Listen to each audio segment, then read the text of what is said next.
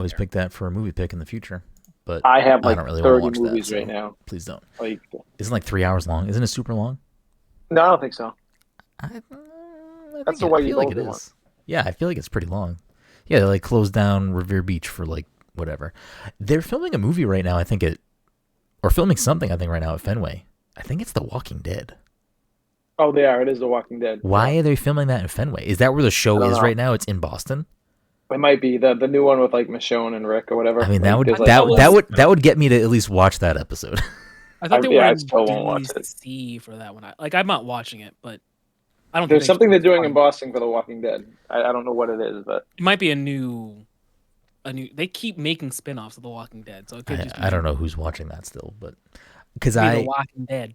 not last weekend, maybe 2 weekends ago, we just like one of the days went into the city for a little bit to like whatever fuck around, and I wanted to go to like the fucking the Red Sox like store, just to kind of see what was in there. I like popping in there from time to time, and there were like a bunch of movie trailers that were like parked next to Fenway, but I didn't see like anything going on. But then I think Jen said she had like saw something that said Walking Dead or something was filming here, or it was filming in Massachusetts, and I was like, maybe it was that. I don't fucking know.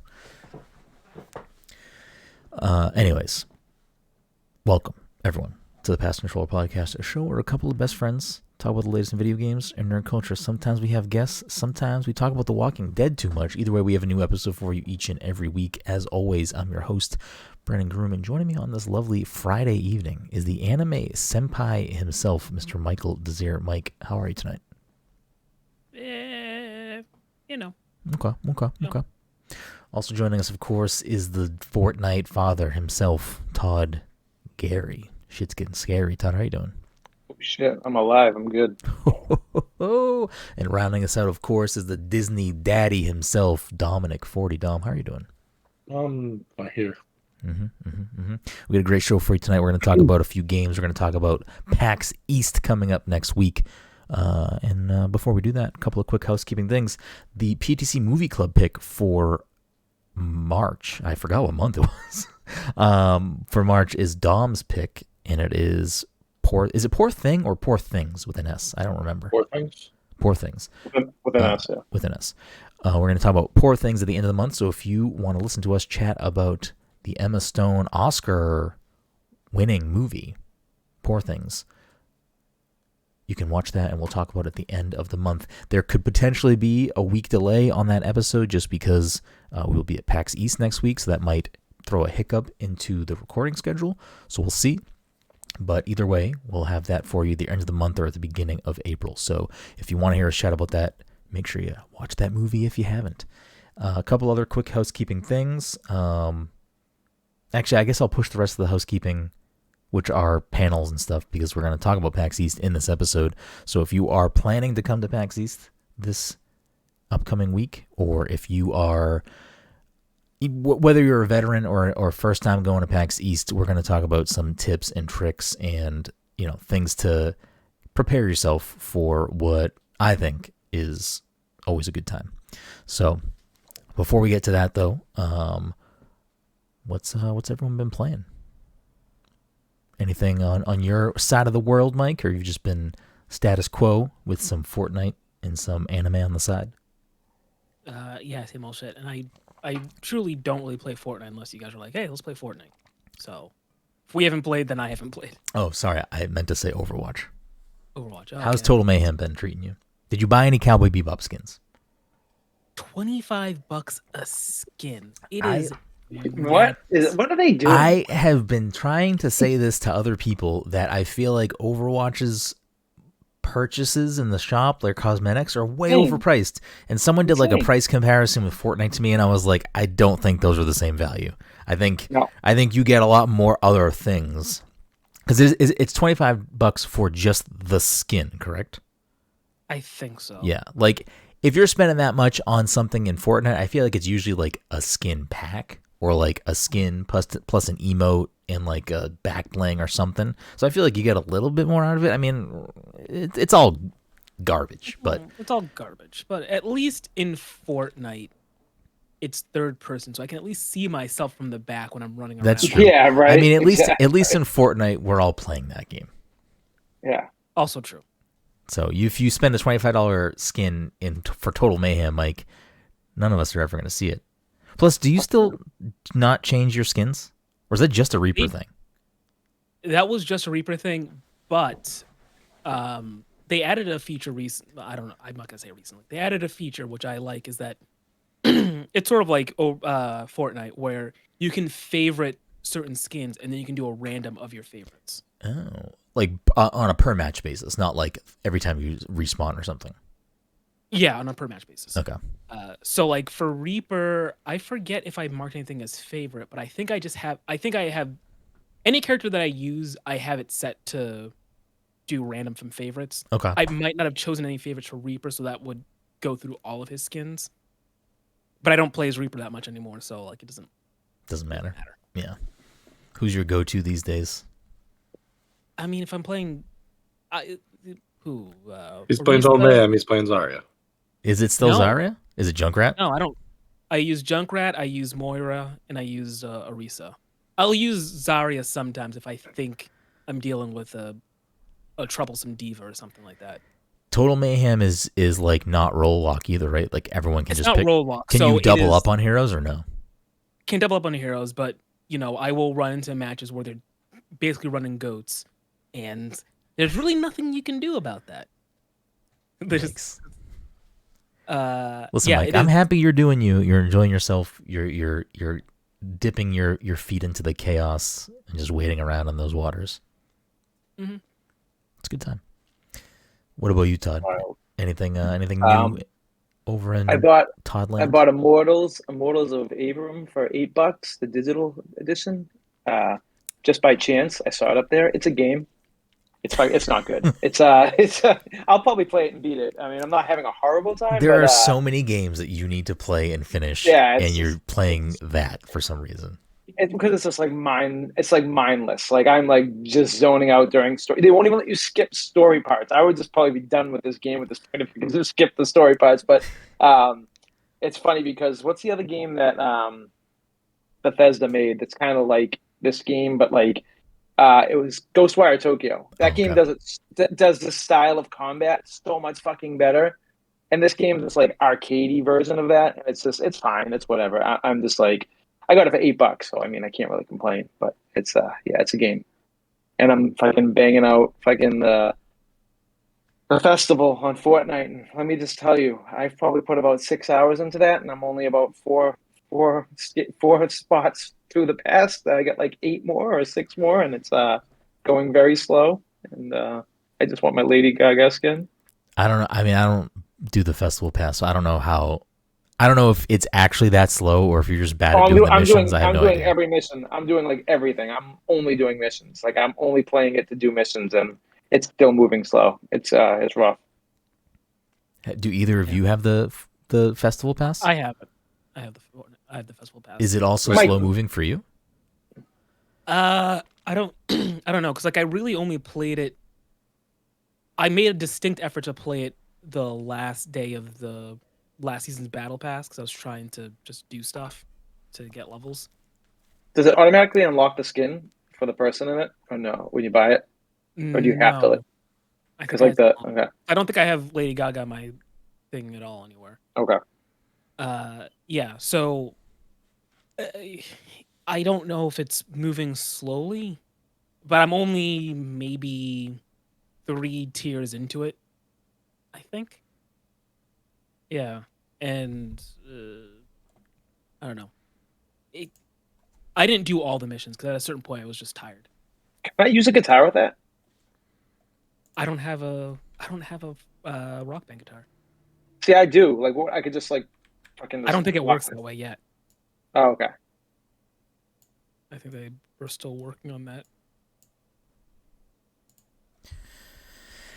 Well, good luck to you trying to get that Lady Gaga skin. I mean, I'll play Festival with you guys to help you do it, and if I end up also just plowing through it, then I'll probably just buy the pass to get the skin. But one of the missions you have to do in it is like go to the gym. It's like called the gym area, and I like didn't figure that out for a while. I did not. Dude, it took me so long to figure it out. I was like, where the fuck is this thing? And finally I just put it in the search bar and it popped up because it's like not accessible unless you search it.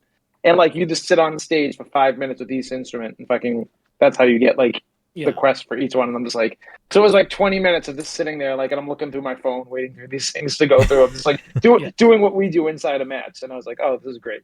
It's like what we doing. I mean, I'll play with you guys, but I don't foresee myself as much as we all love Rock Band. I have no interest still, really. It's bizarre. I don't blame you. Maybe when they add instrument support, I'll feel more inclined to like hop in. Maybe that's the thing. I have no idea. I mean, I play a lot of rhythm games that just play on a controller, like Final Fantasy Theater Rhythm and other things, Persona dancing. Like, I have no problem playing a rhythm game with a controller. So, anyways, what about you, Dom? I know we talked before the show that you have finished Remake. So how are you feeling on that? And I think you can openly talk about it. Like if you're listening to this and you don't want Final Fantasy VII Remake spoilers, just skip ahead a little bit. Say whatever you want about the game. I thought it was a good game. I can see why people would consider it their favorite Final Fantasy or their favorite game.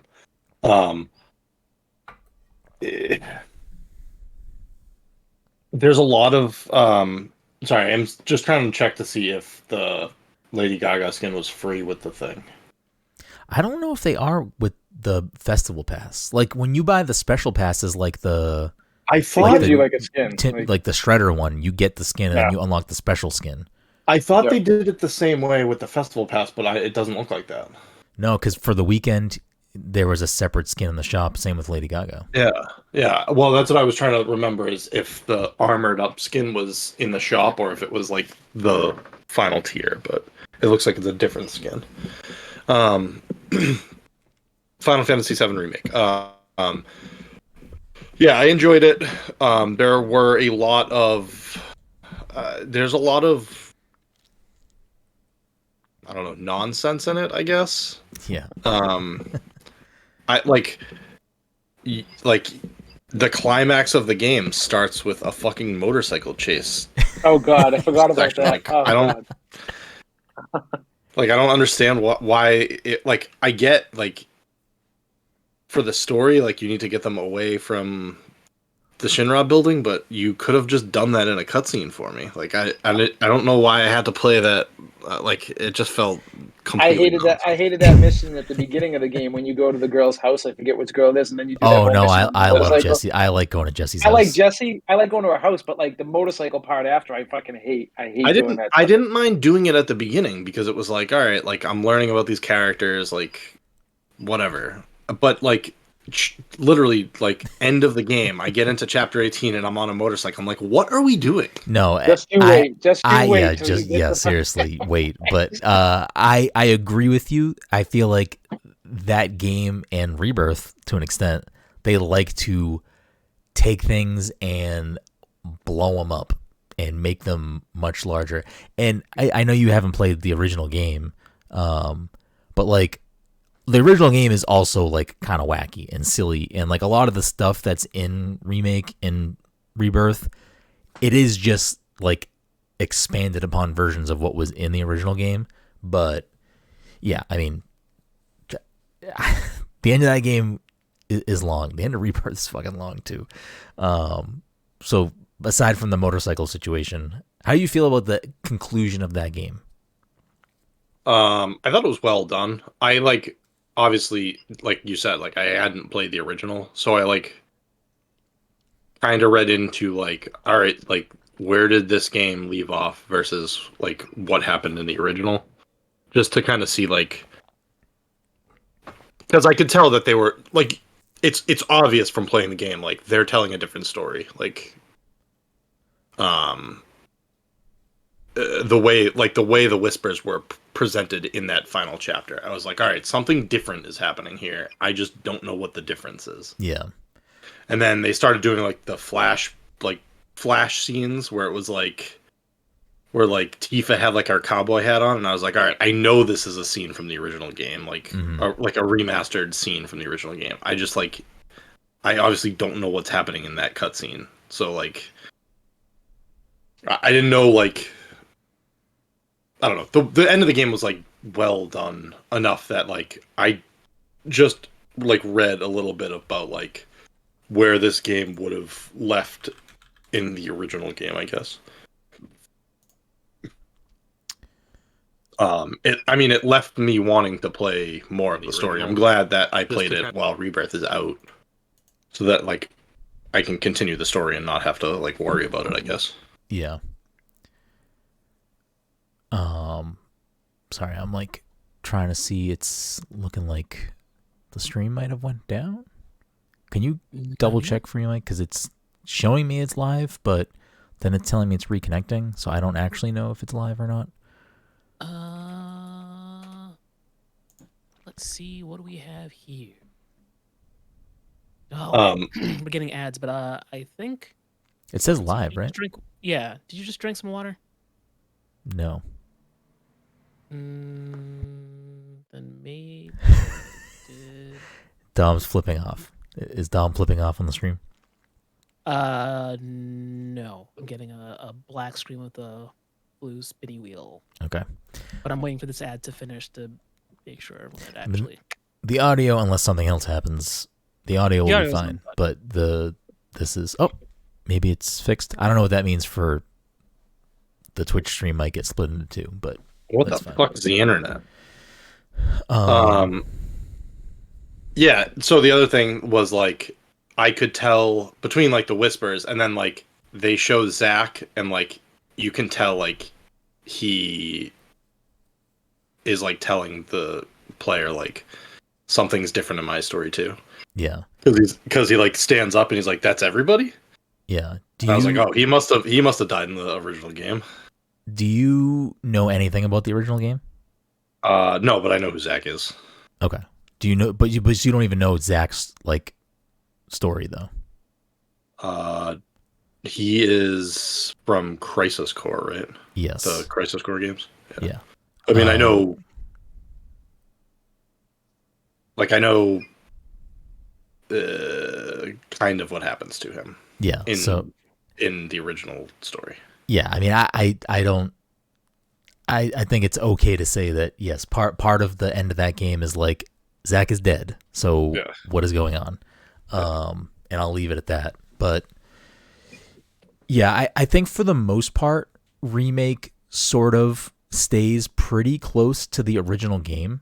With, as you had kind of said, the whispers are the things that are like kind of showing you that there's something else afoot. Were the whispers in the original game? I don't think so. No. They weren't at all? Okay. No. That was the part that I couldn't tell, is like at the beginning, I was like the whispers happen pretty quickly. Like Aerith you see like Aerith with the flower, and like the whispers are like circling her. And then as soon as she touches Cloud, he sees them too. And I was like, oh, I wonder if this is like she saw them in the original game and now she's like getting other people to see them. Like I couldn't tell if like there was some piece of the whispers in the original. Yeah. There's a lot of dialogue around this game and obviously around Rebirth now. And I am not going to sit here and be like, try to say I'm like a Final Fantasy VII lore expert, because I'm definitely not. And it, especially with Rebirth and Remake, there's plenty of interviews. I feel like you've played it. I feel like you've played the original and everything. You probably remember it better than anyone, because you played like the original right after Remake. I mean, out of us, but like I'm sure there are plenty of people that might listen to this. Fucking play it every day. Yeah, that like know way more about very minor things than I do. But I think the function of the whispers for the most part is, I believe, and I don't think this is a spoiler for you for Rebirth. I think their function is just like they're supposed to keep the story the same. Their function is to like allow the destiny to play out. Yeah. Obviously the end of that game is not a thing that happens in the original game. Well, yes, I mean they make that very blatantly obvious. Yeah. And then the whole thing is like we're going to fight Destiny. Yeah. Will you come with me to fight Destiny? Yeah. And then intermission. I don't know if any of that takes place in another game. I don't think it does. I think intermission Yuffie is a character, though, right? Yuffie is a character, yes. From what game? Is she in 7? From 7. So okay. Yuffie and there's another character that you'll meet in Rebirth are party members that are optional. So like in the original game, you can potentially never get Yuffie in your party. Gotcha. So I keep calling it intermission. Even though I think if you fucking load the menu up, I'm pretty sure it says Final Fantasy VII. I'm pretty sure it's called intermission. So it's called intergrade, but I'm pretty sure the menu calls it intermission. I have a physical copy right next to me. It is called intergrade, but I'm pretty sure the menu of the game calls it intermission. Yeah, I called it intermission last night because I'm pretty sure that's what it said when I downloaded it. I think it's like an interchangeable name. Because why would anything have one name, I guess? Main story or intermission. Yeah, maybe intergrade is another. Is it a synonym for intermission? I have no idea. I think intergrade is the first game and intermission together. Oh, maybe that's what that is then. Yeah, that probably makes more sense. But yeah, I don't think any of the events of intermission are. If that's in the original game, I don't remember it.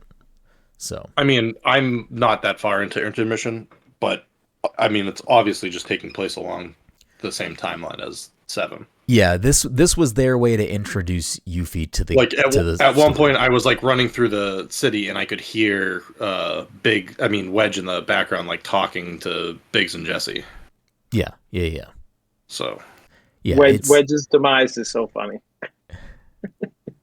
In Remake? Wedge's demise? Yeah. Do you remember what happens? In the tower? Yeah. Wedge is the bigger dude, yeah.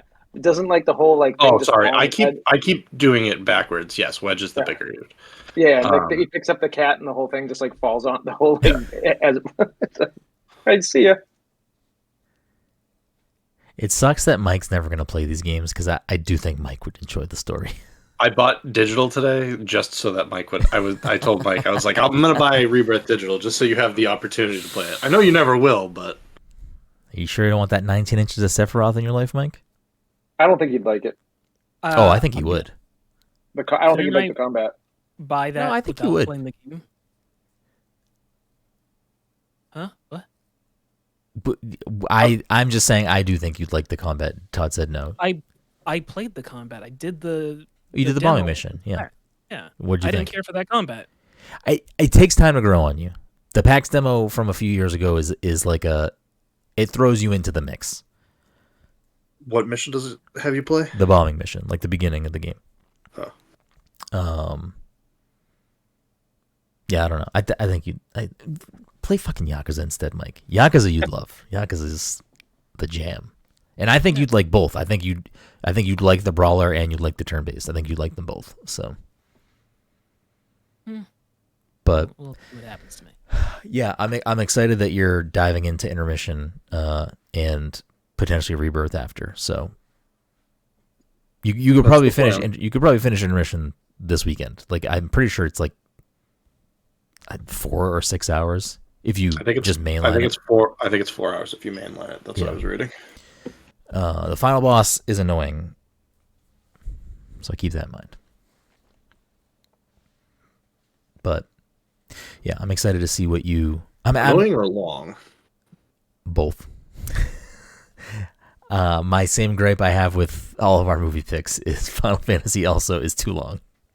Yeah, it definitely is. What do you got going in your life that's so important? Like you can't sit down and do a thing for. I gotta play more indies, Mike. I gotta play more indies. I gotta fucking watch Seinfeld for the 7th time. It is tough when you're like, all right, I'm just gonna sit down and play this boss real quick, and then you're like, all right, an hour and a half later, like, I got him. Yeah, serious. It is like, and that's if you don't make mistakes. I died once in the Sephiroth mission, and it took me an hour and a half of gameplay. So. I had trouble with different parts of that remake end fight, because you have to fight like the big things first, right? Yeah, those things gave me trouble, and then fuck Sephiroth. Actually, I don't even know if I died to Sephiroth. I definitely died to the Harbingers once. I definitely had to have died at least once to Sephiroth. But the Sephiroth fight is also stages, right? Like it's not like there's probably a checkpoint somewhere in there. I did die to Sephiroth once because I died after Aerith came into the fight. Yeah. I mean, I like it, but it's you gotta be sitting down and have time for that, and it's not, you can't just like pop in and pop out. You gotta have dedicated time set aside. That's why like Rebirth took like way too much of my gaming time over the last month. Like I was just glad to finish it by the time I got to the end. You're just too busy playing Immortals of Avium and whatever other fucking garbage you decide to download instead of just playing the games you should play.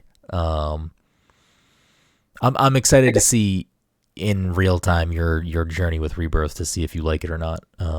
Because you had said, I don't know if your opinion has changed at all, but Dom had texted me and was like, he'd probably put a 7.5 on it at this point for remake for him. That's what I put on it. Yeah, I feel like Mike, me and Todd were in the similar headspace. We're both feeling that way. We were definitely, I do really like the story. Yeah, I liked it enough. It made me play the original right after. I played it right after. Yeah. I mean, 7.5 is what I'd give Rebirth too. I think I would probably give it a higher score if I had played the original and like had nostalgia for the series. Like maybe I would have bumped it up more. I just like, I don't know. Just some of the parts dragged. See, having nostalgia for the series and then only playing like the first game only being like the first 2 hours of the original game really hurt the game for me. That kind of fucking killed me a little bit. That's why I thought Rebirth was better, because you're going to so many different places in Rebirth. Like it's just, you always feel like there's something new. There is some like, there's a lot of filler, but like you're always doing something new in Rebirth. It never feels like stale. Yeah, I mean, I stand behind my 9 out of 10 for Rebirth. I love that game. I have some serious, issues with that game, but I overall do love that game. Like, and I did not come out of Remake feeling that way. Like Remake, I was like struggling to find why people were giving that like a 10 out of 10. I was like, I don't understand. It just was wild to me.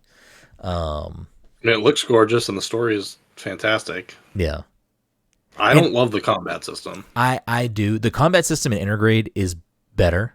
They add stuff in Intermission that ends up being in Rebirth. And I think in Rebirth, it's like way more refined. And so I don't know what you made or like did or didn't like about it, but it is better in Rebirth. So you might like it more. I don't know if clunky is the word, but I agree with that. I do think it can feel clunky. I mean, I also had just played 16 a couple months ago. Yeah, you're going from straight up action to like something that's way more metered. And I understand that they're like trying to make it like quote unquote turn based. Like they're trying to like put turn based into a game that like isn't turn based, and I love it. I love it's a good mashup. It's a good like attempt at like making turn based it like into an action game. I don't know. It feels clunky to me. Yeah, the thing that makes me sad is like I don't think they'll ever do that combat system again, and that makes me so sad because I think it's so good. I think it's so fun. Once you start getting like, I don't know. I feel like there's a spot to use it in Kingdom Hearts. It's definitely Kingdom Heartsy for sure, 100%. Like that's why, like, if they were to remake the first Kingdom Hearts, I feel like that might be a decent combat system to put in there. Yeah, I mean, if they do end up remaking more older Final Fantasies in the same like vein as like a high end remake, like 7, I could see them just doing that with the turn based games if they remake them, because it is they don't the thing is though, and again, not a Final Fantasy expert, so I may just be speaking out of line here. Todd might know better. I don't think they all have the ATB gauge. Like, I don't think that's a thing in all of them. I'm not sure. Not sure. So like that I mean, they could just whatever the the systems are in those other games, they could just you just adapt fit those into that. But Curious to see where you go. I'll quickly touch on There is an ATB gauge in 6. in 6. Okay. Yeah. I'll quickly touch on what I've been playing. I'm still early in it. I'm probably like 5 or 6 hours in. But I'm playing Unicorn Overlord for the newest Atlas Vanillaware game, and it is kind of overwhelming at first, but now that I'm like into the groove of it and more familiar with the mechanics of how it functions, it's like extremely my shit. It is very crunchy. Like it is like I don't know if you'd like it, Todd. Like I want to hope that you'd like it, but Is the combat like Three Houses at all? Is it more that style of combat? 'Cause So- I like that style of combat. I don't actually know what this game puts itself in for a genre, but it is not like that. It's kind of like Fire Emblem, but it's not. So Fire Emblem is like stuck on a grid. Unicorn Overlord is not on a grid. Unicorn Overlord, okay. you are moving around your units, and the other units are moving, like kind of in real time. You can like when you're choosing to move your things around, you can freeze it so the enemies are not moving. So like you're freezing it, putting people where you want to put them, and then it's like in the game like Fire Emblem, you are selecting a unit, and then the color like blue will pop up on the grid to show how far you can move that unit, and you pick where you want to put that unit. Where in this, it's like open map, whatever terrain you're in, and you highlight the unit or multiple units, and you're like just putting a pin on the game, like putting a pin, and then when you unfreeze it, they start moving to that pin. But the enemies are also moving and stuff. But once you get into combat, it functions more like Fire Emblem, where it's like there's different classes. You're not actively controlling the combat. It's like you get into combat and engage in it, and it's like that dice roll of, oh, you know, this class is stronger against that class, so I'll do more damage. Depending on how you set up your units in the thing, you know, you might be able to combo things or use special abilities and stuff. It's really, and I'm still early, so there's probably still a ton more systems and things that are going to get overlaid. Like pretty much every main mission I do, I feel like I unlock a new unit type, like a new class. So I feel like I still have so much more to go. I think the game is probably around 40 hours if you mainline it. So, and if I'm only like 5 or 6 in, I still got a ways to go. But I'm really enjoying it. It's like fully voice acted, which I wasn't expecting, and it's like good voice acting. It's gorgeous visuals, but just like extremely my jam. The story is interesting so far. I'm still early to the point where I don't really know fully what's going on, but it's like 100% my jam. Like I'm very, very happy to be playing this right now, and I'm looking forward to sinking dozens of more hours into it, because the point I'm at right now, which is not normally how I play a lot of games, is like I'm doing every side mission I come across, which I think speaks to how much I'm enjoying myself, because otherwise I think I'd be probably a little more critical pathing it, and instead I'm like, oh, there's a side quest over here. Let me go fucking check this shit out. Very, very little negative to say about it at this point. I'm sure that will change as I spend more time with the game, but it's really good. I think there's a lot of depth there. There's a lot of fun to uncover in that game. So I'm looking forward to spending more time with Unicorn Overlord. Definitely something, if you're into like strategy RPGs like that, I think it's definitely something you should put on your radar, especially because I don't know when we're getting another Fire Emblem or something else adjacent. So this is definitely something to toss on your radar if that is your jam. Oh, I forgot to mention Final Fantasy XIV. You guys got to jump in. It's fucking awesome. I can't believe Are I'm you like still playing enjoying it? this game. Yeah, I'll pop in for like an hour or two every night here and there, and yeah, it's overwhelming the first 2 hours, and it's like very like run over here, talk to this guy, run over here, talk to. But once you get past that and you start like actually fighting and doing stuff like that, it gets so much better. Yeah, I'm I think I just hit level 14. So I'll get back to it at some point. I need to still look and see if I'm able to Carry it over, like just without having to pay yet, just like using my PC profile to hop on the Xbox version, because I'm down to play that. So I think this is a good time to hop over to the other segment for tonight, which is going to be our PAX Can we- East. Oh, go ahead. Real quick, can we just talk about how 2 of the side quests in Final Fantasy VII Remake are do squats and do pull-ups? Dom, just wait until you play Rebirth. I know. I was gonna say. I mean, it's just weird. Yeah, I mean, people love that shit. I mean, the honeybee, Wall Market is a great section of that game. I think that's where those things are too. That's like the honeybee inn doing the dancing mini game too. The Honeybee Inn is like chapter 4 in Rebirth. They're 2 fucking awesome chapters, but the stuff around it is not so much what I like. But but the Honeybee Inn's great. Oh, is right before getting to Wall Market, moving the cranes in the fucking cave. Oh yeah, it is. I think it is. Yeah, like yes. stuff from the original that it's just like, do we have to do this? Do we have to do it? Well, I didn't have that much problem with that. It wasn't a problem. It's It's just a kinda slowdown. like, It's just like an intentional gameplay slowdown that I struggle to see the actual value to putting that there. Yeah. Other than it's just cleaning like the pipes.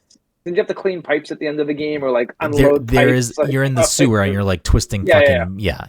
Yeah, it's stupid shit. So silly. There's no reason. And like those are some of my biggest issues with Rebirth because they bring a lot of that type of shit into Rebirth for no fucking reason, in my opinion. There's one part in Rebirth that made me almost stop playing the game, and I was like, it was on like chapter 13. I literally was like, I think I'm just gonna. That is that I think a lot of people that I talk to have had that same exact chapter where they're like, "What the fuck?" Obviously, I are we doing wasn't gonna stop, but I was like, "This is fucking horrible." You're talking about the boxes, right?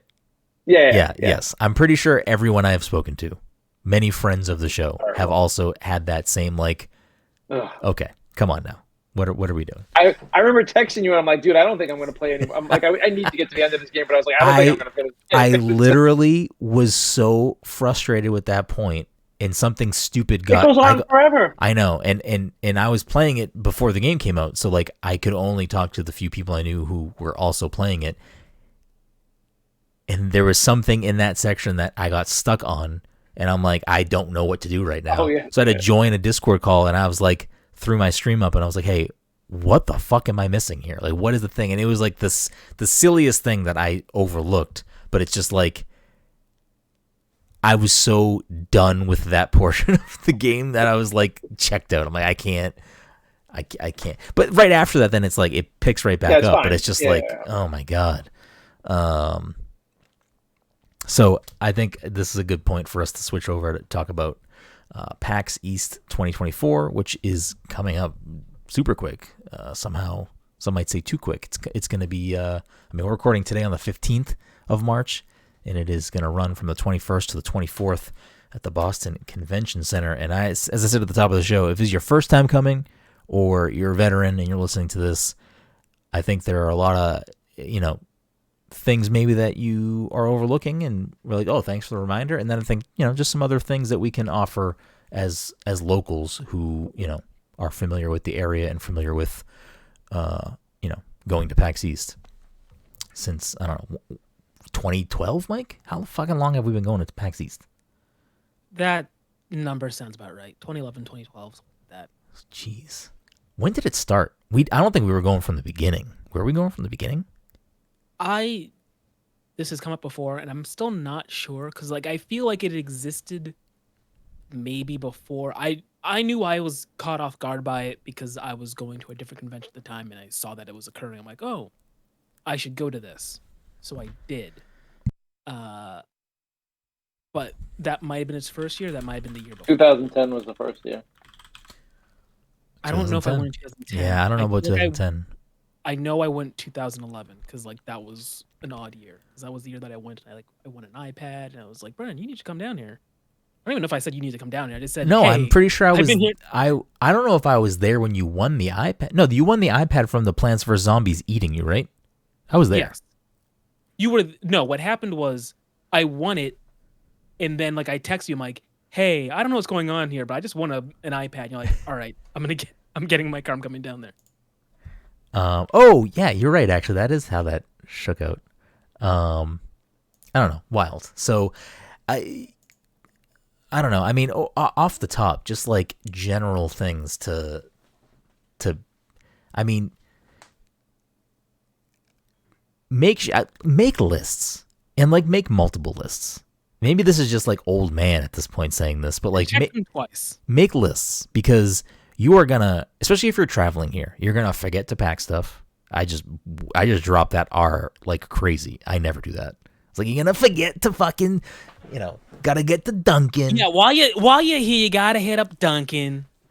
You're gonna land at Terminal B at Logan. Make sure you get the Uber. Take the Uber.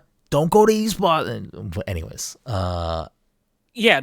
scrap this whole episode. Do an entire new episode where you're doing this in the same, like the whole bit. is it enjoyable? Are you enjoying this? No. Dom is not. Dom's not enjoying it because it's too close to home for Dom. Dommy Touchdown is not enjoying this. The Dun Kings are done. If your cousin from Boston and fucking the Dun Kings can be national commercials, whatever the fuck this is can be a thing. You can be in the pantheon of terrible Bostonian stereotypes.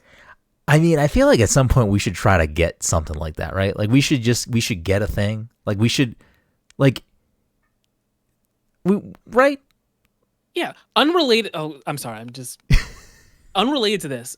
There was a video I was watching that it featured a prominent YouTuber. I think, I don't know. It's not super important. But what's important is that he was wearing a shirt that said "Market Basket," and I was like, wait a minute. Why the fuck are you wearing this shirt? Where did you get this from? What is happening? Is the YouTuber from here? Because I don't think that exists outside of New England. I don't think so. You guys familiar? Now, did it say Market Basket or did it say Market Basket? Market Basket. Okay, that is definitely a Boston thing. There's no way that shirt exists. Are you guys familiar with the guy Ludwig? I don't really know him. I've heard that name. I don't watch you. I don't follow YouTubers or streamers, so I'm like, it was him, and he was wearing that shirt. I was like, I don't think that person's from here, but maybe I'm wrong. I have no idea. That's like a big YouTuber, isn't it? I think so. Yeah, I don't think. Or like he was big on Twitch. He was big somewhere. Yeah, I think he's big on Twitch. I'm not. My finger's not on the pulse. And I don't know anything about this person, and I'm sure Mike doesn't know too much about them. So if they're a garbage person, we're not like fucking Ludwig stands. Mike's just bringing up a shirt. Listen, before you even go on, and this is so fucking off topic, but I found out today that Mr. Beast has never heard of South Park and never watched it. That guy has got to be a fucking alien. Like Mr. Beast, Mr. Beast in the Fortnite shop. I'm completely disturbed by this. Like that guy's gonna be living on another fucking planet. Like, yeah, I'm so confused. Is South Park the benchmark? Is that like the? It's fucking weird, man. It's been around. It's like a cultural phenomenon. It's been around for like 26 years. It's like saying like I've never heard of The Simpsons. Like, I can get that you've never watched The Simpsons, but if you've never heard of it, that's. I don't know. Mr. Beast fucking sucks. I mean, what do you want? Like, what do you want? Like, I don't know. Not that it's like, not that like if you don't watch South Park, you're fucking stupid. But like, Mr. Beast, like. We went from get ready for PAX to fuck Mr. Beast, fuck Ludwig. I don't know. Fuck Ninja 2, I guess. I don't know. I saw something about Mr. Beast that was like, because he has those fucking. And again, I didn't look into it because I don't follow that side of the culture really. Employees to yelling at Walmart employees about his chocolate. I'm just like, dude, whatever. That guy, unless his money is fake, that guy's got fucking endless money. Why are you in Walmart screaming at fucking hourly employees? What are we doing? Sometimes we talk about Mr. Beast too much. Yes. Sometimes. Ludwig is from New Hampshire, by the way. There you go. Market Basket's in New Hampshire. Okay, that makes more sense. Also, he's a esports commentator for Melee tournaments. Oh, then I'm thinking of someone different. Yeah. I guess we're just not. We're not hip. We're very old. I promise you, we are going to give you good tips about PAX East starting now. Starting now. So, like I was saying, make lists. You're going to forget to pack stuff. You do not want to have to scramble, at the airport or some other thing to find the things you need, chargers, whatever. So make sure you pack the chargers you need. Make sure you pack the things you need. All the regular travel stuff aside.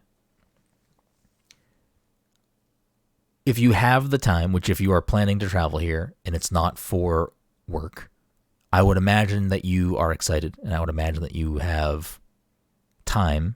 So I would definitely familiarize yourself with the show floor map as well as the schedule, because I think there's three aspects to PAX, in my opinion, and you can jump in and correct me if you have others to add or think I'm incorrect.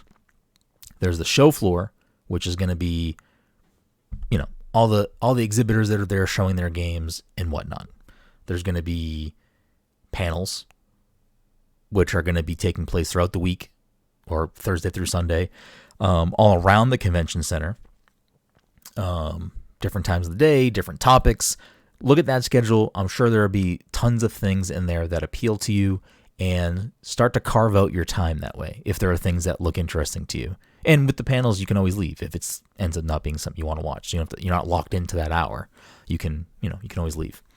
And then the social aspect, which is like there are different rooms that you can go into that are like the retro room that has game consoles and the modern one. And then there are other types of satellite rooms that exist that have other activities that, are usually more social things.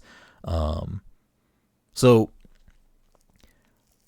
to kind of pull it back to budgeting your time and like build a schedule, there's always going to be too much to do at PAX. There's always going to be too many people at PAX. There's always going to be more things that you want to do that you don't have time for. So the better prepared that you can with your time, be with your time, I think you will overall enjoy your time more. Unless you just want to go and wing it, and that's fine. That's your jam too.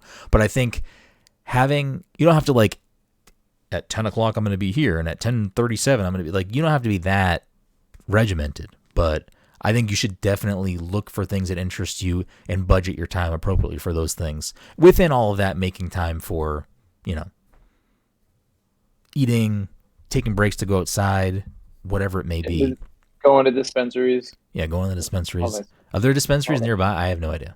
I was just kind of trying to Google, and I think like there's some around Boston, but I mean, like it's probably like 15 minutes away max. Like, yeah, you'll find something if you're looking for that thing.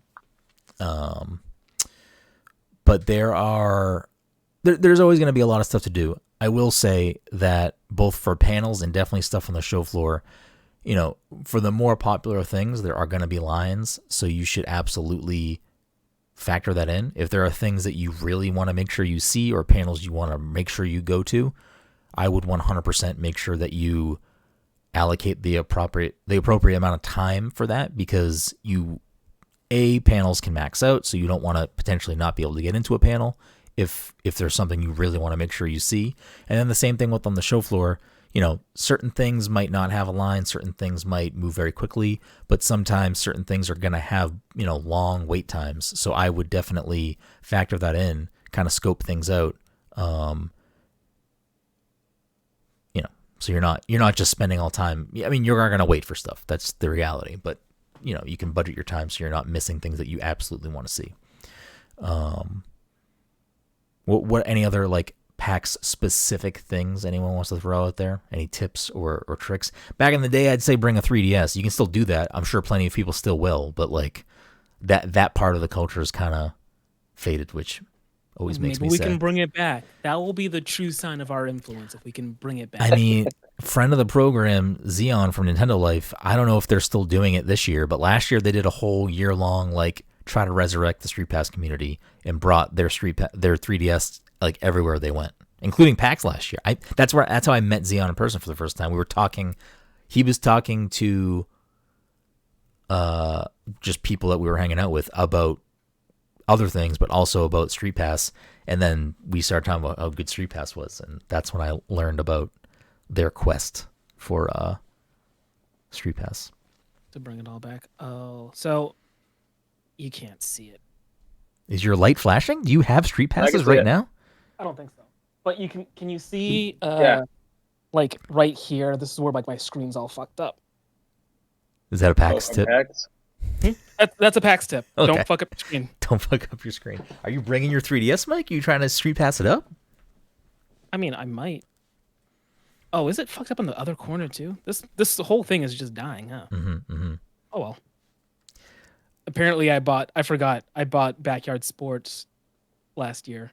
I think it was last year for the 3DS. Is it good? I don't know. It's in the console. Like I put it in at some point. I don't think I played it. Make that your PAX thing. Bring it to He's played PAX. Backyard Baseball. So Who's your boy? Who's your go-to? Obviously Pablo Sanchez. Obviously Pete Wheeler. There was, who else did I like? This was Amir and Ahmed Khan. I feel like one of them was actually good, and one of them. I feel like both of them are pretty good. It might depend on the game. I think in baseball, I think one of them was like a decent runner or something. I don't know. I don't think I ever played Backyard Baseball. Oh, you're fucking up. I mean, I know it, and I'm like familiar with some of the key characters and stuff. I don't think I've ever played it. Get on that. Kenny Yamaguchi. What was his name? Kenny Yamaguchi. Kenny Yamaguchi. He was my pitcher. And he has a sister. Kemi Yamaguchi, right? Yeah, he had a sister. I don't think she was very good. I would pick him up. I'd pick her up just because it's like, hey, listen, Kenny, I'm doing you a solid. Keisha was a power hitter. Keisha was a power hitter. Mike's a big baseball guy. I didn't know this. Was Kenny Yamaguchi the one in a wheelchair? Kenny wasn't the one in the wheelchair. Yeah, he was. He was good. And Tony wasn't that. Tony Del Vecchio, he wasn't great. Sister might have been okay. Mike is talking about this like fucking remembering the good old days, like playing fucking in the backyard. Like this is kind of wild to me. I mean, the CD case is definitely within his arm's reach right now. Like I can grab it. Mike, should you do like a full playthrough on Twitch or something? Like, should we? I started doing that. I stopped. You should bring that back. Mike, do you have the CD case right there? I should. Hold on. Yeah, keep talking about like actually what you want to talk about while I. I don't want to be the only person. No one wants to fucking listen to me talk for an hour. What do you got, Todd? People coming here, like what do you? Yo, I am like, you know me. I'm Mr. Where's Todd been for 2 hours? I'm sitting at the hotel bar. Yeah, but that's how some people want to experience their time there. So like, yeah, no, I mean, we got the hotel bar at the what's the hotel right next to the Westin. So there's the main one on the floor, and there's more of the high end one that's tucked away in the corner. Yeah, there's both of those. I mean, I don't know. Basically my PAX experience for like the last 5 years is I'm gonna run to my car, go smoke weed, come back in. Before I come back in, I'm like, I'm gonna go grab a beer or two, you know. And then I'm like, I meet up with you guys. I'm like, where have you been? I'm like by myself, just drinking in the bar. Yeah, but that's. You're always like, Todd, you want to play anything? I'm good. Yeah. Well, that's like I think that's like a twofold thing that I think is very important. Mike's got his fucking copy of Backyard Baseball. Backyard Baseball 2000 is in that shelf somewhere. I just can't find it. Damn. I did find Def Jam Rap Star. Ooh. I don't know if I ever played that. And DJ Heroes in there too. I do have my copy of DJ Hero somewhere. I don't have the turntables anymore. I still have the turntable. I actually was moving stuff today, and I like opened one of the boxes, and I was like, "Oh shit! Here's the fucking turntable." Yeah, you bring up a good thing though, Todd. Like, so there's plenty of like convention food and drinks and things within the convention and surrounding inside the convention center, and that stuff is great if you're like in a pinch and you can't walk out. But I would highly recommend taking many times outside of the convention. There's going to be tens of thousands of people in there at all times. So it's just good. Like, obviously we live in a COVID world. There will absolutely be people there that have COVID. There will absolutely be people there that are just sick in general. PAX flu is a real thing. PAX plague is a real thing. If you are not hydrating, not taking breaks outside, you know, people are dirty. There's a lot of people there. And it's you're gonna potentially get sick regardless. I do a lot of stuff to mitigate that for myself, and I obviously don't want to get COVID. So, like, masks are not mandatory, but I still will wear a mask inside.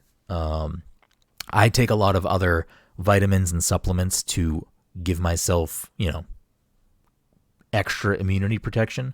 I drink kombucha, all this stuff. Like I have like a regimented thing that I take to help amplify my immunity if anything extra will actually work. But in addition to that, like it is, you're going to be on your feet all day. You're going to be walking around a lot. You're going to be doing all this stuff around a lot of people, taking breaks outside, drinking water. Drink fucking water, please.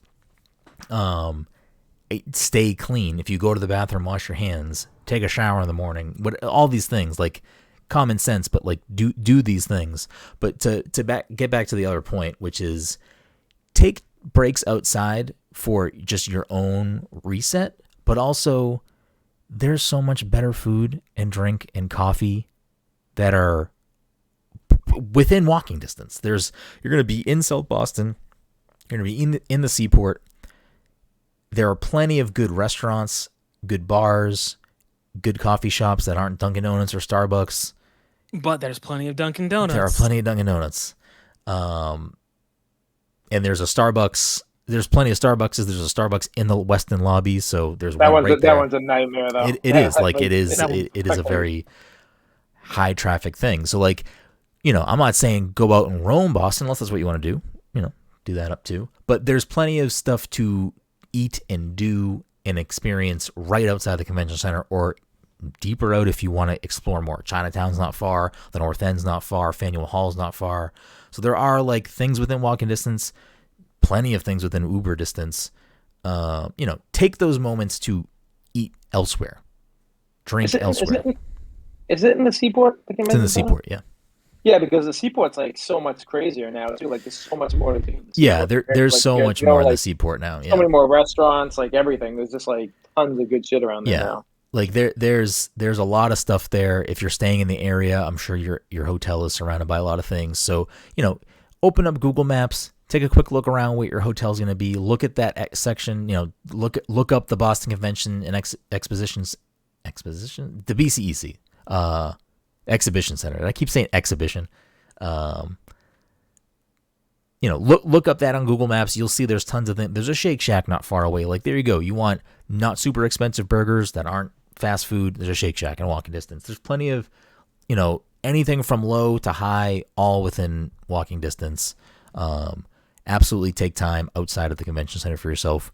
You will not miss out on stuff. There will be stuff for you when you come back. Take those moments. Happy to give food recommendations if you are listening to this and reach out or comment on it. I'm happy to respond with food or coffee recommendations. Multiple bakeries and breakfast joints nearby, donut places. Like there's tons of good stuff. Go hit up the Lord Hobo restaurant. Yeah, there's also a few breweries right there. I mean, Lord Hobo's right there. Trillium's right there. Harpoon, if that's your jam, Harpoon's right there. I think there might be a Cisco satellite brewery there too somewhere. There is, yeah. It's like an outside thing though, I think. Yeah. It might not be open yet. Okay. Yeah. So there are plenty of things there. I mean, there's a lot of great stuff to do. And again, a lot of this stuff is. There's a what's that movie theater? Oh, Alamo Drafthouse. Oh yeah, Alamo Drafthouse. Yeah. Now.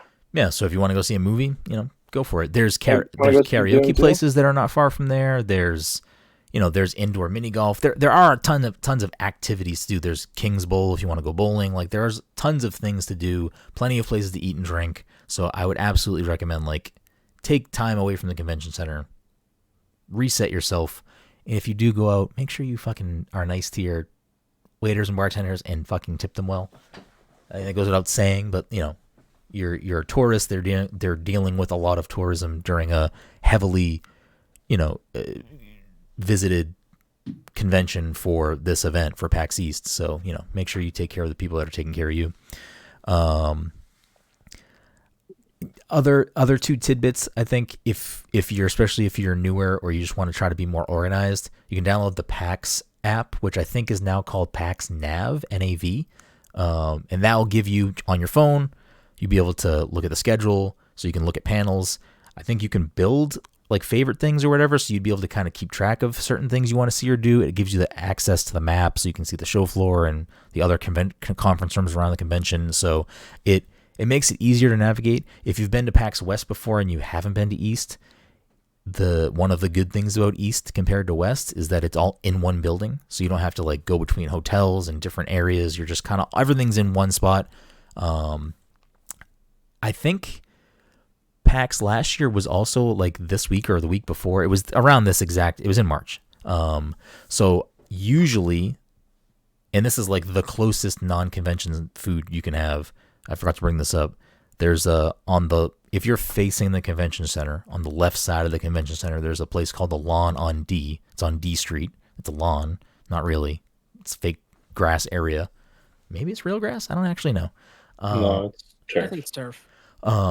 That usually has, 20 food trucks or so. So there's literally right outside the convention center, tons of, mobile food options that you can eat outside if it's warm enough or take it and go back inside or whatever it may be.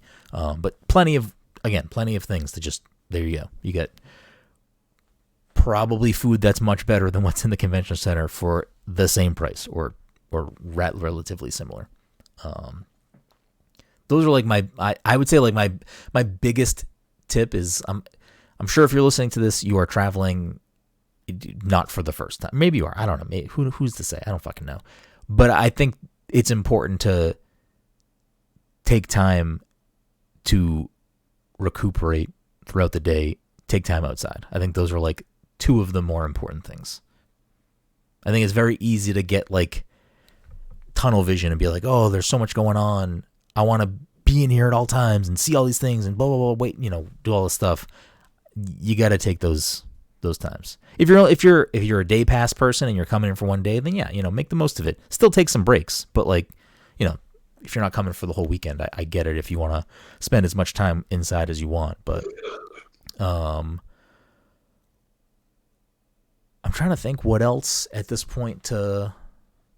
I feel like we bring it up every year, but I mean, we're not telling you to spend your money, but if you see something that you want early in the weekend, I would get it early in the weekend. Yeah. Stuff does not tend to stay throughout the weekend. Yeah, especially, I mean, I don't even want to, I was gonna say, especially like stuff that's there for the convention, like PAX merch. That stuff, if you see something you want, get it as soon as, that stuff sells out very quickly. But even stuff on the show floor, like. Yeah, there's a lot of vendors there, so there's going to be a lot of stuff that's like exclusive merch for PAX, but there's also a lot of like friends of the show, Video Games New York. They got a bunch of retro modern games, amiibo, whatever it may be. A lot of that stuff is they're traveling with what they have. It sells out. So limited run brings a set of of just convention exclusive stuff, and once it sells out, they try to bring stuff out every day. I think they bring like a little bit out every day. I think so, yeah. Just because they say that doesn't mean that they're going to have enough to go the whole weekend. So. Yeah, and if you care about like the official Penny Arcade merchandise, a lot of that stuff will sell out. Like, especially the pins and stuff. Like, if there are things that you want, I would, try to, as Dom said, definitely like maybe pick them up earlier in the week as opposed to waiting. we're not telling you to impulse buy stuff, but like, it's definitely like if you see something that like you're like, I'm going to buy that later in the week. Mike's like, you see that $300 leather jacket, you should buy it. Give us a cut. Oh, Mike wants a cut off the top. Yeah, use promo code. What you got? Yeah, just walk up to the vendor and just be like, promo code Mike Desir. See what happens. What if they gave him something? What if that was the secret slime action, and they got a bucket of slime on that? It's gonna be unfortunate. I won't hear about it until like well after the week's over. Like, yeah, did you hear? People were saying about that kid that walked up and said your name. Yeah, and they got slime. What? Which booth did this? I'll bring up to a couple of different things. I forget what time. Maybe if I can pull it up quick. The show floor will close at X time every day. It's probably like 6 or something. I don't remember how long the show floor stays open each day. So the show floor will close at some point each day. The panels usually go throughout the day into the night. Probably the last ones being, around 9 or something like that. There are a lot of opportunities to hang out after. Obviously, again, going to a bar, restaurant, whatever it may be, other activity. There are throughout the weekend probably going to be some like official parties for different, I know there's I think there's a Warframe party, if Warframe's your jam, but usually there's stuff like that. So there are things to do late night too. If you go on to the PAX Penny Arcade forums, you probably find it there. Or if you search PAX East after parties, I feel like you'd probably get some stuff popping up. Again, I'm not saying go to these parties. I don't know anything about any of these parties. I'm just saying there are things to do. Just be careful where you go. Same thing you'd do anywhere. The other thing being, PAX is a great place to network. It's also a great place to meet a lot of like-minded people. But I think, as you should in every scenario, you should be respectful. Not everyone wants to network. Not everyone wants to make new friends. Not everyone wants all these things. So, it is usually, I've never really had negative interactions with people I don't know there. I'm sure that they exist and they happen. But I would just, be respectful of people as you would in everyday life. And the same thing goes for cosplay. There's always a bunch of amazing cosplay throughout the weekend, but cosplay is not consent. If you want to take a picture with someone or take a picture of someone, just ask them first. And I don't think I've ever seen someone who's cosplaying not say, yeah, I want to take a picture. And part of what they're doing is they're doing it because they want people to be excited about what they're spent so much time and money, making. But be courteous of those people because they might not want a picture at that moment, or maybe they're eating lunch and you're like coming over to bug them. So always ask. Don't just, assume that people are okay with you taking a random picture of them or taking a picture of them. Just be a decent human being. I think that's like kind of the main stuff. I will say I'll throw out a couple of my I don't know, things I've brought up in the past and maybe some extras. If you want late night food, Boston is not always the super late night city. There are places that stay open late, but it's not like, it's not New York. It's not other place. We sleep. We are a city that sleeps. Yes. We are in bed by 12:30. So I would 100%, keep that in mind. Your options are going to get way more limited if you're trying to get takeout or get something late night. I mean, there are places that are open 24 hours and there are places that are open late, but I would definitely keep in mind that, as both of them said, we are not a place that stays open late, like across the board. One of my late night / 24, I'm pretty sure it's still 24 hours. One of my picks that I always bring up, and I'll always bring it up, is the North End is like Little Italy section of Boston. There's tons of great Italian restaurants, bakeries, etc. The three main bakeries there are Mike's Pastry and Modern Pastry, both fantastic. But if you want something that's open late, and in my opinion, maybe better, go to Bova's. It is on the next street behind those two. Mike's and Modern are on the same street and they face each other. Bova's is on another block over, and it's open super late. They have fantastic dessert pastries. They also have like these little hand pie calzones, rice balls. Bova's is the shit. You say Bova's? Bova's? Yeah, Bova's, these nuts. Definitely Bova's is like a top pick for me. I feel like we need to be the ones to do this because I don't know if anyone else does. Tasty Burger is not near the convention center, but you can get it delivered. Or if you want to venture to the Fenway area, that's probably the closest one. You can do that. Tasty Burger, I would put up there as like Massachusetts In-N-Out Burger. I think it's that good. I've had In-N-Out Burger. It's fine. I think Five Guys is better than In-N-Out Burger. I'm not gonna lie. But Tasty Burger is the GOAT, in my opinion, for like high class, not fast food burger. So Tasty Burger is like, and you can get a shaft. And you can get a shaft. And you can get a shaft. You can get a shaft. Did you know that, again, because I was at Fenway 2 weekends ago, did you know they fucking moved that Tasty Burger? The original one? No. It's still over there. It's just not in that spot. It's like a block over. They turned the original Tasty Burger into a parking lot. They So paved there's no paradise. location. Put up a parking lot. Put up a park. Ooh, bop, bop, bop. So wait, is that parking lot for the Tasty Burger? No, it is probably mostly for Fenway Park. Parking. Okay. Did they give Tasty Burger's new location more parking? I feel like I hated going down there because I hated trying to find parking. I don't know if there's a parking lot over there, but I mean, I didn't go into the new Tasty Burger, but I drove by and I was like, whoa, that's like looks. I mean, it's I don't know, something about that old Tasty Burger is great though. But regardless, it's still the same fucking food. And there are more now. There's like one in Harvard Square, I think, and there's one. I think there's 3 or 4 of them now. I feel like the one that's I could be thinking about something else. But don't even worry about it. Tasty Burger is the jam. I would highly recommend that. Again, it's not close to the convention center, so that would be a delivery, or if you want to venture towards Fenway Park, that would be a top pick for me. Chinatown has a bunch of great bakeries and restaurants that are open at varying times of the day. I would, if that's your style of sweet or food, there are great options down there.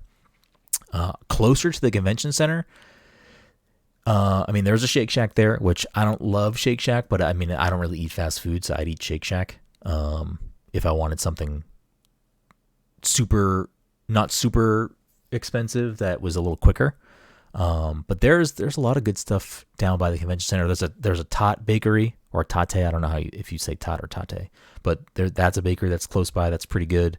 I mean, I haven't had Trillium in like 6 years, food wise. I heard the food's good at Trillium. Yeah, I mean, the last time I went there was probably like 6 years ago, and never been. I mean, the food was fine. I think Trillium's beer is overrated, but Hobo has good food and good beer, obviously. But there's a few places close by. I mean, there's more sit down stuff too. Like there's a good pizza Italian place called Pastoral that's not far from there. There's City Tap, which is a little more like, it's like upscale pub food, but they usually have a lot of drink options. That's not far from there, and then they got some good options. There's some chainy stuff around there. Like there's like a taco place that's like a chain, and then there's like a few other like chain restaurants which are just not my jam, so I wouldn't recommend those. But there's a lot of options. Bova's is a must. Tasty Burger is a must if you get delivery and you want burgers, in my opinion. There is a Tasty Burger at Back Bay Station, which is right outside the Peru. So that's closer. Yeah. I mean, Anna's Taqueria is also really good, but that would be a travel far or at the Peru. Is it still in the Prudential though? I don't remember if it is or not. I believe so. There was the last time I was at the Peru. Okay, then yeah. So there's that too. Anna's is really good. I won't put the person on blast, but one year at PAX, someone from California, we recommended Anna's Taqueria. They went, and they said that Anna's holds up against West Coast Mexican food, which I think is a extremely high compliment. I haven't had that in so long. I fucking love Anna's. So there's good food to be had outside the convention center. Happy to give recommendations. I don't eat seafood, wild? But go ahead. I'm looking at City Tap's draft list, and not to go so far off topic, that they're just like back to national brands. It's it's fine. No, there's some good, this Sip of Sunshine, shit like that, but it's not like how it used to be. It's just, I haven't been in the city in so long. It's just wild. Yeah. Like Zombie Dust, 60-minute, Lagunitas. Wild. So again, I don't eat seafood, so I'm not like the number one person if you want like a clam chowder or lobster roll recommendation, but I believe close to the convention center, row 34 is supposed to have a good lobster roll. I mean, if you are getting seafood from a non-chain restaurant in Boston, you are probably getting fresh seafood, so you should be okay pretty much anywhere. But I don't want to put like a blanket statement that you're gonna get good food wherever you go. But I think it'll probably be harder to find not fresh New England seafood than it would be to find something frozen or whatever. The last thing, and I'm only gonna bring this up because it was like it kind of turned into a thing last year, but it's not really something that's available in the city. Is Some beef? fucking North Shore roast beef sandwich. It's like It's not in the city at all. there is not a Boston. There is nowhere in Boston that I would say like I would be able to put my stamp and say get this. Everett's going to be Everett and Revere are the closest. There's like Kelly's in Medford, which is like, I don't know. It's like a commercialized North Shore beef. Yeah. And like right outside Assembly Row. Yeah, and like I'm not a Kelly's hater. Kelly's was my first beef. I am. I'm a Kelly's hater. It's fine. It's way too So expensive. Yeah, it's like it's not. There's so many better places. Yeah, I mean they're arguably It's good for effects. Yeah, they're arguably the originator. I don't know if there's like actual who originated the North Shore beef, but I think they're like in contention for that. That's the tough part. Last year I had a lot of people asking me about like regional food outside of lobster roll and clam chowder. And my immediate is North Shore beef. North Shore beef to me is like more important than a lobster roll and clam chowder, but it's also because we live in the North Shore, and it's also because I don't eat seafood. But I think if you ask people up here in the North Shore, that's like a extremely regional food, because even prior to PAX East last year, a lot of just people we're going to see next week, a lot of friends of the show and friends. When I talk about a North Shore beef or just a roast beef sandwich in Massachusetts, specifically in the North Shore,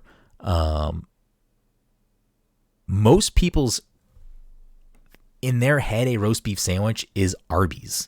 And that's like, there's a reason why Arby's is not in Massachusetts. If it is, it's like Western Mass or Southern Mass. There's not.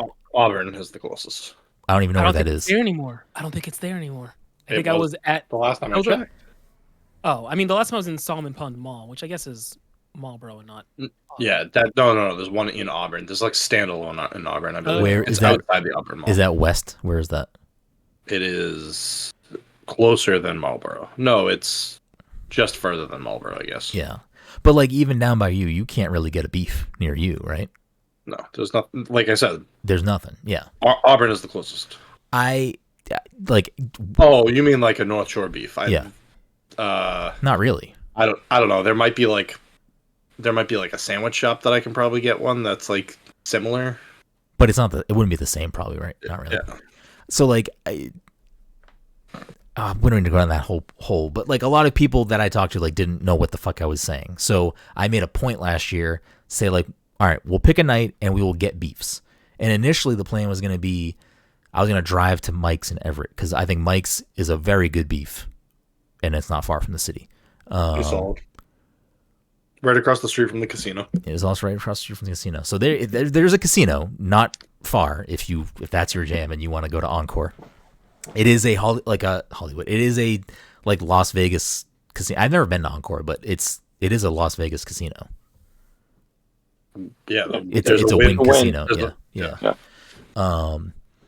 So I think there is an Encore in Vegas. Yes, I believe so. Yep. There is transportation to and from as well, depending on where from you're the seaport, okay. originating. Yeah. I think there's I don't know. I mean, you could take the Silver Line to There is the option of transportation. You don't need a car. Yes, and I will upfront with that. I will say, to go back to the point, Massachusetts does not stay open late. The T, which is our public transportation, will shut down at a probably not super late hour. So, Ubers and stuff will exist, Lyfts, but I want to say the T is not operates super late. Depends on what line you're taking. Yeah. I don't know. Yeah, I can't speak to how long the. I think most of them is. do end at least. The blue and the orange stay open the latest, I think. Well, one of the lines is under major construction right now, right? Isn't one of the lines like not operable currently? Which line comes out of Malden? Orange line? Orange and commuter. I'm pretty sure one of those lines. No, it's not the commuter rail. I'm pretty sure one of those. Maybe it's the orange line. Then I think it has like major gaps in service right now. There would still be buses to take Yeah. you from station to station. So if you're going to use buses or trains, I would definitely look at when they are operating to and from and what times, because Massachusetts public transportation is very hit or miss. But again, you can still get Ubers They're done and by Lyfts. like 12:30. Yeah, so just keep that stuff in mind if you're going to venture far away. That you have. Did you think that ways was to- the Silver Line, Mike? Silverline probably Did you say closes that's earliest. Silverline, I'm not sure, but I know for a fact, like when I was going to MA Boston and I would have to take the green line out, they're like, listen, last train is at 12:15. You miss it, you're done. Yeah. And I think The Silver Line's in the Seaport area, though. I think that's why. Yes. Yeah, I feel Silverline, like I the don't Silver know. Line is like a very small line, though. It's like Seaport to fucking South Station, and like maybe a little. It takes you onto one of the major lines. Yeah, so Yeah, the I Silver Line is can't. just I the can't 4 or 5 imagine that bucks. one operates late, just because it is what it is. But to get back to the point, beefs are phenomenal. They're amazing. If you want to get a true beef, it's a beef 3-way, which is mayonnaise, cheese, and barbecue sauce. You can obviously modify it, but if you say beef 3-way, you'll get the traditional sandwich. I don't like mayonnaise, so I get a beef with sauce and cheese. Jen gets a 3-way with pickles. Order it however you like, but a beef 3-way is like the traditional way to order it. That's what I've never had. You've never had a beef? I'm gonna fucking slap you. How have you never had a beef? Just never looked appealing to me. I was like the, I don't like the, but now I would probably want one. But I used to be the pickiest eater back in the day, and I just fucking never ate one. And now I'm at the point where I don't eat that shit anymore. You need to have a beef this weekend. Yeah, Like I think. No, Well, I actually, can't. maybe I right can't. now I you can't. shouldn't have a beef, but you need to change that. right. Other ordering tip. You can get a small, or sometimes it's called junior, regular beef, or sometimes called a large, or a super. Most of the time, the super is the same amount of meat as the large regular, sometimes a little bit more, but the big differentiator is that it's an onion roll. And I don't like onion rolls, so I never get a super beef. I always get a whatever the large, not super one is. Yeah, I don't know. Beef is something special. Everyone and so back to the original point, the people that wanted beefs last year, I was searching for what could deliver. There was like one place that popped up on a delivery app that was in Boston, but again, it was like a pizza place that I never had before, and I'm showing people beef for the first time, and I'm talking a lot about beefs. I can't just like go rogue and order a beef I've never had before. So, especially because it's not in the North Shore. If it's in the North Shore, I feel comfortable pretty much getting a beef anywhere, because it is what it is. So our only option was Kelly's from Revere. So we ordered a bunch of beefs. They got delivered. They were a little on the drier side, in my opinion. I feel like they were pretty skimpy on the barbecue, but that's kind of the Kelly's way. But even what many people here would consider a pretty like low tier, all things considered, beef, everyone else that had them was blown away. And now a lot of those same people and more are like, already this year, when can we get beefs? Can you take us to get better beefs? And I'm like, yes, we can figure that out. So like, if you want to order Kelly's, I think it is very serviceable and a good representation of what the sandwich is. But you have to,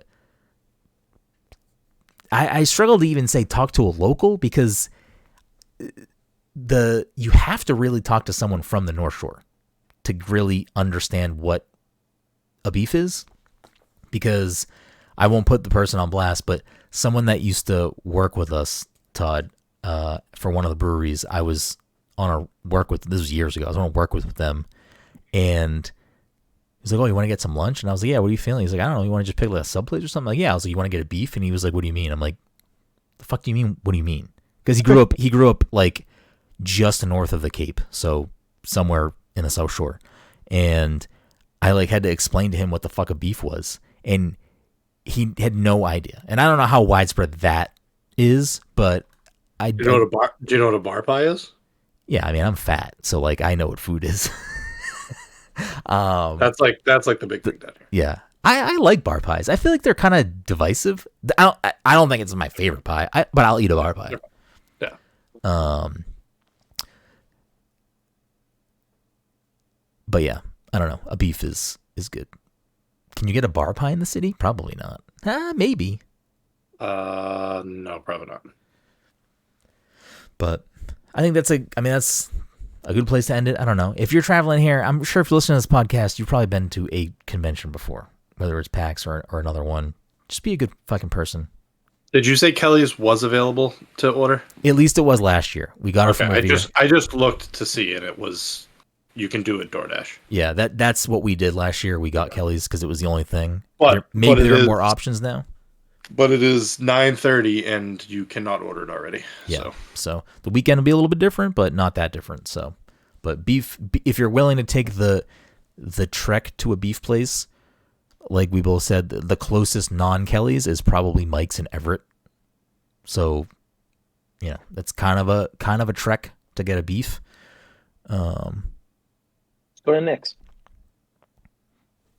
What, in fucking Beverly? Yeah. There's a Nick's in Revere. I never had. I think the only Revere beef I've had is probably Kelly's. But I mean, that's because why would I be in Revere eating beefs? There's a few places in Revere. Oh, I'm sure. I mean, there's, and that's the thing that I always try to explain to people who don't live here, like especially the people out of state. It's like sub shops and roast beef joints are They're plenty. different.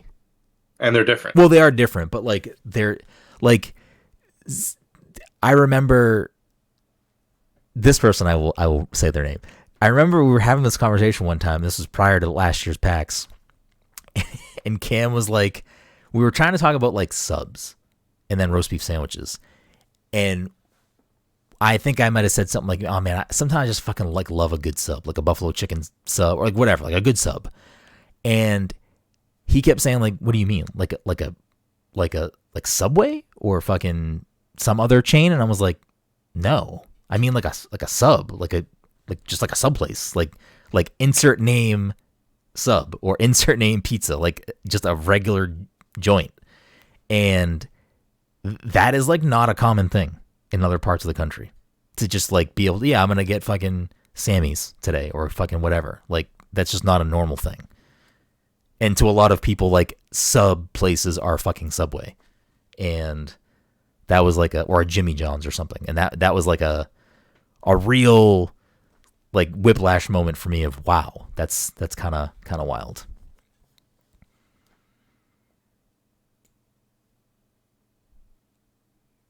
Oh. Subs. We're a sub podcast now. Finally. All right. I think that's a good place to call it here. Let me quickly. Mike, have you had a cheesa yet? Have I had a what now? A cheesa? No. I forgot to. That's KFC, right? Correct. I was going. I don't even know where there's a KFC anymore. I was going to initially say, "What the fuck is that?" Thinking it was like some fucking regional food, and then immediately I was like, "No, it's a fucking KFC fucking chicken." That is calzone a chicken. That is a chicken breast with pizza toppings. Yeah. Oh, that's what it is. It's like a pizza. Okay. So stupid. Did you try the Cinnabon thing from Wendy's yet? No. What do they have? They have like some it's like a little cup, and it's like Cinnabon monkey bread. But apparently they only have it in the morning. Yeah. Yeah, it's a breakfast thing. I did mean to try it, but like that's the thing I sent to you, and it was like a DoorDash deal, but it was like DoorDash. Dash Pass. Yeah, I'm too lazy to get up and try and hit up Wendy's in the morning. Like I don't have the energy. Also, I'm really silly. I almost started wrapping up the show without plugging the panels, which is what I didn't plug at the beginning for the purpose of the PAX conversation. But if you are going to be at PAX, I'll be on 2 panels. So I'll be hosting one Saturday night, March 23rd, from 9 p.m. to 10 p.m. in the Condor Theater, called Video Game Cocktail Party, sipping on our favorite games. A bunch of amazing guests. We got Jenny Wyndham, Kate Sanchez, Jesse Vitelli, and Michael Hyam. I made drinks for some of their favorite games. They don't know the drinks yet. I know the games. We're going to chat about the games, talk about the drinks, have a good, relaxed hangout. Be a good time. So definitely come to that if you're going to be in the area. I am also a guest on Sunday, March 24th at 12:30 in the Albatross Theater. That one will also be streaming at twitch.tv/PAX2. So if you're not at the show or you want to catch it later, you can catch that one on Twitch. But that'll be the Between Two Screens, a Nintendo DS retrospective hosted by Jacob McCourt, friend of the show. And I'm on there with a bunch of awesome guests. So that'll be a good time. So definitely check that out. We have a lot of friends of the show. Cam's on a bunch of panels.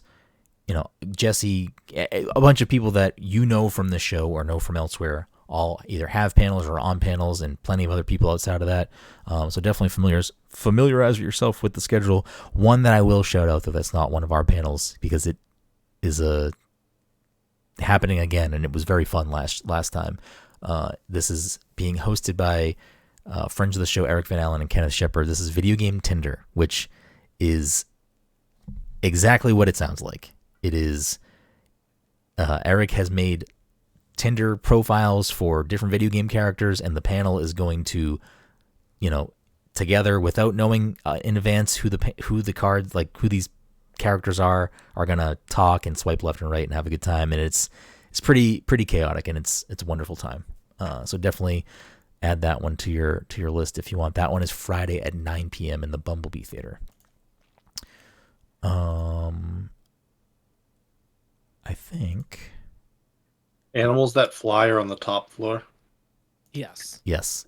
I think Animals That Walk are on the second one, and then like the ones that swim are on the bottom floor. on the bottom. I don't. Double is check us on that, but there is a thing, but I don't remember it. But there is a thing. The top floor is definitely Animals That Fly. I'll take your word for it. You have Albatross, Arachnid, Bobcat, Condor, Dragonfly. That doesn't seem right. It seems like not a lot. Maybe there are less this year. Maybe there are less. I don't know. Anyways, yeah. I think that's what it is. It's A, B, C, D, and they loop in a certain way around. I don't remember. There is a like way to remember if you don't have a map in front of you, but there are signs everywhere. You'll figure it out. You're smart people. Before we wrap things up, as we end all episodes, we'll end with the game. But before we do that, a couple of outro things. Thank you so much for listening to this week's episode 411 of the Pass Control Podcast. If you're a friend of the show, fan of the show, want to support the show, easiest way to do that, freest way to do that, leave us a review. 5-star review on Apple Podcasts, Spotify, wherever you listen to the show. Super beneficial to helping us grow the show and getting more listeners, more people like you out there discovering us. So we really appreciate it if you take time, leave us a quick 5-star review. It's super, super helpful. If you have bucks laying around and you want to support us, you can go to twitch.tv/passcontroller and subscribe to us there. You can go to patreon.com/passthecontroller and become a patron. You can go to passcontroller.threadless.com and getting some swag. If you... I don't know. Something else I usually plug here. I don't know if I can remember what it is. Something. Oh, if you are an audio listener, which a majority of you are, just for a quick reminder, we do stream the show live on Twitch every week at twitch.tv/passcontroller. And if you can't catch the live show, no problem. If you search Pass the Controller Podcast on YouTube, you will find our YouTube channel, which will have all of the archived podcast episodes in video format, as well as tons of other things that we make. Cocktail videos, first plays, first hours, other things. So tons of stuff over there. Pokemon card openings, like Lorcana card openings. I haven't done one of those in a while. I should probably do that soon. Anyways, without further ado, let's get into the mix here. The leaderboard as it stands for I guess we're going to play Answer Unlocked Surprise, which is a game where I read the achievement/trophies for a game. First person to get the game right gets the point. We keep track of the leaderboard all year. The leaderboard for the year currently stands with Mike and Dom tied in first with 12 points. Todd made a little bit of ground last week with 7 points. but he's still got a ways to go if he wants to catch up to the current leaders. Without further ado, game number 1. Synergize. Calibrate your system for the optimal experience. You have arrived. Complete the introduction. The party is in you. Complete Rhythmic Guardian. For corgi lovers worldwide, complete Cherry Dipped. Cosmic Journey, complete Subastral. Core competencies. Competency. I can't speak tonight. Complete Source Decay. Partners in Crime, complete Ravaged Reef. Full of Surprises, complete Star Glacier. I don't know the name of this game, but I think I know what the game is. But I have no clue what the name is. Crushed It. Earn 5 stars on a campaign set. Bound for Greatness. Earn 5 stars on 50% of the campaign sets. Mike's Rock a Band? sleepy baby. No, incorrect. Hero 3. Incorrect. Rock Band 2. Incorrect. Rock Best. Band 3. Incorrect. Best in the Rock Band world. 4. Incorrect. Band Hero. Incorrect. Earn 5 stars on every DJ campaign Hero. set. Incorrect. Guitar Hero World Tour. Incorrect. Double Down. Fulfill 20 request combos in campaign. Rocksmith. Incorrect. Irrational Exuberance. User. It is indeed Fuser. Dom gets the point. Well, we were going to get there eventually. I was going to say. I'm surprised it took that long. I thought you would have given up on Rock Band at some point. I forgot about Fuser. Me too. Most people have. Damn. Game number 2. Is it still getting content? No, it's shut No, I down. think they, yeah. Is it? There's a modding community for it, but I don't know if you can buy the game anymore. Game number 2. I'm not sure I have it. Strong Science. I have it, so you do. Okay. At least on Xbox. Strong Science. Defeat the Armored Gatekeeper. Violent Nature. Defeat the Overgrown Gatekeeper. Celestial Body. Defeat the Carnivorous Gatekeeper. Is it Death's Door? Incorrect. Is it? What was it? Tunic? Incorrect. Pitch Black. Defeat the Phantom Gatekeeper. Big Bang. Defeat... It's not Shadow of the Colossus, right? Incorrect. Defeat the Ultimate Gatekeeper. Last Guardian? Incorrect. Gold 1. Discover the first golden room. And that goes on for a few different ones. Voyager. Uncover the golden mystery. Again. Start hard mode. I came, I sawed, I conquered. Complete hard mode. Oh, it's Enter the Gungeon? Incorrect. what was the name of that fucking game? Who's counting? Walk 10,000 steps. I know what game it is too, and I don't. I know what game it is, and I just cannot remember the title. Minute. I don't know what game it is. Minute. Survive 60 seconds in any room. I feel like I was whipping Brenden. Oh, is it Disc Room? It is indeed Yeah, Disc there Room. it is. Mike gets the point. there it is. Yeah, right. Yeah. I can picture the cover in my head. I just could not see the title.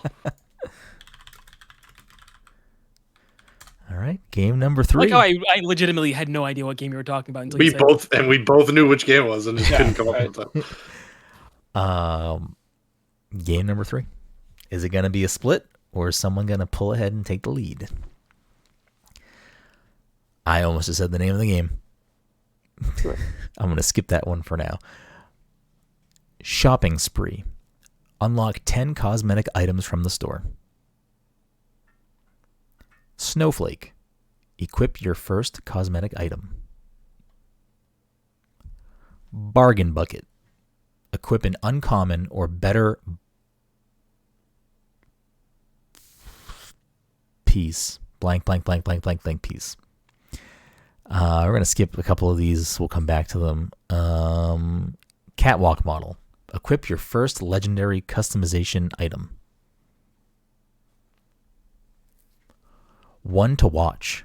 Reach level 10 fame during a season. Household name. Reach level 25 fame during a season. Star of the show. Reach level 40 fame during a season. Flawless victory. Qualify from a round without falling over even once. Is it Fall Guys? It is indeed Fall Guys, and Dom takes the point.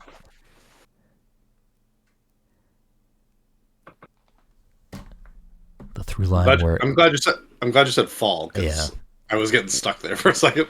The through line was games that we gave best in show to PAX at some point. At PAX at some point. Oh. Fall Guys. What were the 3? Disc Room, Fuser. A lot of when I was looking at games that we've given best in show to, I was like, oh, a lot of these still haven't come out yet. That's good. So, or if they're out, they're on PC. So that I tend to only do if they have console achievements. But I'm surprised you didn't give it Sayonara Wild Hearts. Steam That was achievements. you gave that best show, didn't you? fuck, that was the first year we did awards. Yeah. I should have picked that. Fuck. I would have got that one. I think almost everything we gave awards to last year, none of them are out. It was Mina the Hollower, not out yet. Demon School, not out yet. We gave Jesse an award. He doesn't have achievements. Wrestle Quest, I think we gave an award to. That is out and has achievements.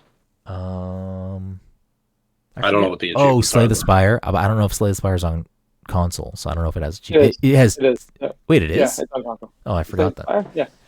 Oh, I could have just Slay the Princess. Well, yeah. There's always next year. Oh, Slay this princess or Slay the Spire? Oh, did I say Slay the Spire? I meant Slay the you did. Princess. Yeah. Okay. Yeah. No. I'm pretty sure Slay the Princess, if it's not on console, is coming. I don't think it is out yet.